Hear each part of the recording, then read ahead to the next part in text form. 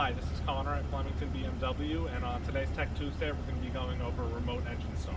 Alright, in order to get into the remote start, you just go to the home page, click on Car, click on Settings, Climate Control. Once you click Climate Control, go to Preconditioning and Ventilation, Remote Start Engine, click on that, make sure that it's checked off.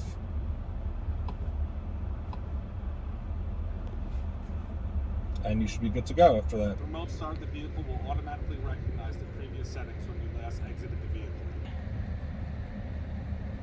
In order to remote start the car, just click the BMW button, which is also the lock settings, 3 times.